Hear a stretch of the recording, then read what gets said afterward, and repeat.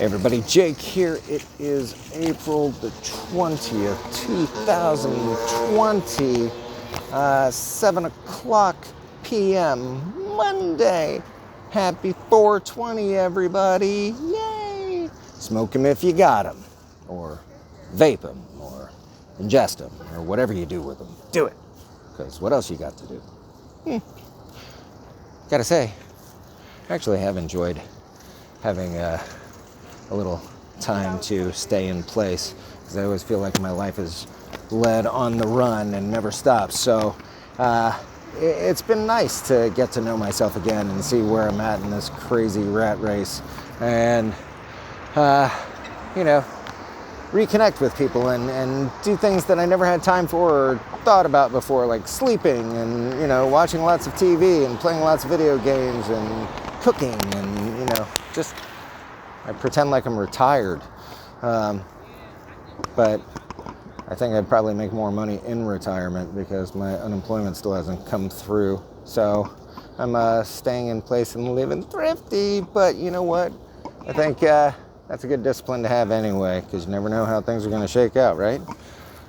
But actually, it's not this part of this whole crisis, the stay in place part and the ambulances and everything. That's not the part that's bothering me right now. It's thoughts of what's to come. We're going to be faced with some important decisions coming up. I mean, what are you going to do when somebody that you don't know and have never spoken to in your life comes up to you and says, you know what? You have to be inoculated and have a vaccine that we give you before you're allowed to go in a grocery store or to go see your kid in a school play or go anywhere that has more than 10 people, in a restaurant or to work or whatever it is, right? What are you going to do when they tell you that you have to have this vaccination, a forced vaccination? Now, right, whatever, maybe it's nothing. And granted, it may be nothing, but it's your body and my body, and it's worth taking the time to ask questions about and consider, because you know what? There's a lot of pharmaceuticals out there, right? And they contain a lot of side effects.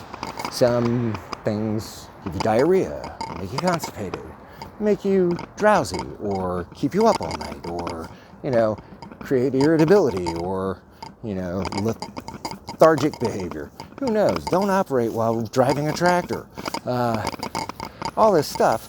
And these are wonder drugs that have taken 4 and 5 years of trials and tests and people actually looking into it to see what chemical concoction they can come up with that won't kill us. So anything that comes out in the next year, when they come and ask you to put that in your body, I hope like heck you say no, because it needs to be questioned. If we don't question things now and we don't ask, we're going to miss the boat. And this isn't something you get a second chance with, right? This isn't a car. This is like your body. And I'm not getting on the whole vaccine thing, kids in schools and smallpox and stuff like that. I'm talking about brand new things that they're whipping out in a hurry to try to cover up some thing that they didn't tend to earlier than they should have, or whatever the reason is. Who knows? That's not for me to say. Time will tell. But I'm leery of putting anything in my body that is facilitated by things funded by Bill Gates. The man scares me.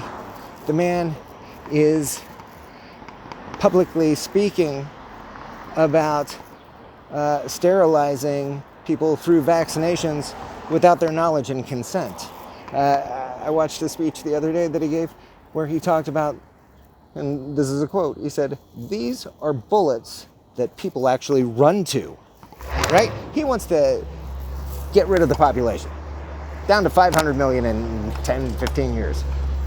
More power to him, I get it, but I don't know if sterilization through vaccination is the way to go, especially if the poor people that you're giving it to that don't speak your language have no idea that you're doing it, right? Now, what does this have to do with COVID-19? Well, if people are willing to do that, What makes you think that any vaccine that's going to be hot off the press within months of this epidemic, what makes you think that's going to be safe? We haven't found a cure for the common cold. We can't cure the flu. We can't cure anything. So the notion that we're going to put some miracle injection into our bodies and that's going to make it safe to go into grocery stores and shop with other people and stuff, I think we need to consider it before we consent. All right. That's it for me.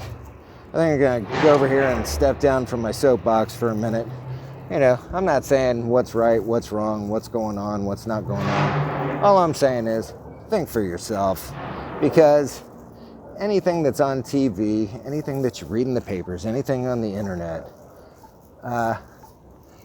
is basically programming and what people want you to see and what they want you to know.